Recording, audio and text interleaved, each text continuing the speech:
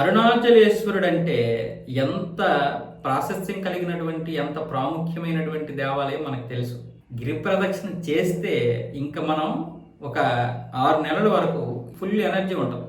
అంటే ఇదేదో నేను అతిశయోక్తితో చెప్పడం లేదు, వెళ్ళి చూశాను కాబట్టి, అక్కడ అనుభవించాను కాబట్టి చెప్తున్నాను. అలాంటి అరుణాచలేశ్వరుడు యొక్క ప్రసాదాన్ని ఇప్పుడు తమిళనాడు ప్రభుత్వం ఆపేసింది. ఎందుకు ఆపేశారా అంటే గ్యాస్ కొరత అంట. దేవాలయాలు ఇప్పుడు కమర్షియల్లోకి వస్తాయా, డొమెస్టిక్లోకి వస్తాయా? దేవాలయాల డబ్బు మాత్రం వీళ్ళకి కావాలి, కానీ దేవాలయ యొక్క ప్రాముఖ్యత మాత్రం పెరగకూడదు. తమిళనాడు గవర్నమెంట్కి, కేరళ, పశ్చిమ బెంగాల్ ఇలా ఉంటాయి వాళ్ళ యొక్క విధానాలు. ఏ అవకాశం వస్తే దాన్ని ఉపయోగించుకుంటారు దేవాలయాల యొక్క ప్రాముఖ్యతను పాడు చేయడానికి. అరుణాచలేశ్వరుడు ఊరుకుంటాడా? కట్టెల పొయ్యితోటైనా సరే మేము ప్రసాదం చేస్తామని అక్కడ అర్చకులు, నిర్వాహకులు అడిగితే ప్రభుత్వం ఇప్పటి వరకు అనుమతి ఇవ్వలేదు. గ్యాసే కదా మీ సమస్య, కట్టెల పొయ్యి మీద వండుతామన్నారు.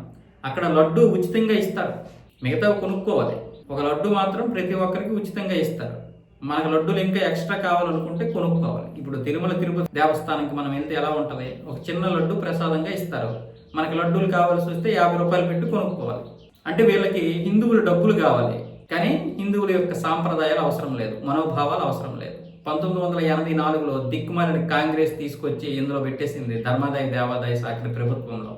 ఆ రోజే మొత్తం వ్యవస్థ నాశనం అయిపోయింది. వాళ్ళకి అర్థమైంది అప్పుడు ఈ గుడుల నుంచి మనకి ఎక్కువగా హిందువుల నుంచి డబ్బులు వస్తాయి, మసీదుల నుంచి, చర్చిల నుంచి రూపాయి అనే రావు, కాబట్టి ఈ డబ్బుల్ని అందరికీ పంచుదాము, హిందువులు మాత్రం ఎందుకు బాగుపడాలి, నన్నే అవమానించారు కదా అని ఇందిరాగాంధీ పోయే ముందు ఈ పనికిరాని పని చేసి పెట్టింది.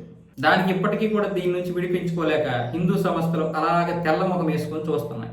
ఇలా ఎంతమంది ఎన్ని అన్యాయాలు చేసినా సరే ఉపేక్షిస్తూ ఏదో కాలానుగుణంగా మర్చిపోతూ ఉండడమే తప్ప, మనలాంటి వాడు ఆవేశం పడి ఏదో ఇచ్చేయడమే తప్ప ఇంకేం లేదు. ఏ హిందూ సంస్థ ముందుకు వచ్చి దీని గురించి పోరాడడం లేదు. మనం నిర్వహించుకోవాల్సినటువంటి దేవాలయాలు ఎవడెవడో నిర్వహిస్తున్నాడు. ఒక మసీదుల్లోకి ఒక హిందూ వెళ్ళాడు, ఒక చర్చిలోకి హిందూ వెళ్ళాడు, ఒక రూపాయి తెచ్చుకోలేడు. కానీ ఏ దేవాలయాలనైతే తిడతారో, ఏ దేవుడినైతే తిడతారో అదే ముస్లిమ్స్ని, క్రిస్టియన్స్ని మాత్రం తీసుకొచ్చి ఉద్యోగాలు కూడా పెడతారు. 10 నుంచి 15% ఇక్కడ వీళ్ళకి ఉద్యోగ అవకాశాలు కూడా ఇస్తారు. అలాంటి దౌర్భాగ్యమైనటువంటి పరిస్థితుల్లో ఈరోజు హిందూ సమాజం ఉంది. ఇక్కడ ప్రసాదాలు ఆపేశారు.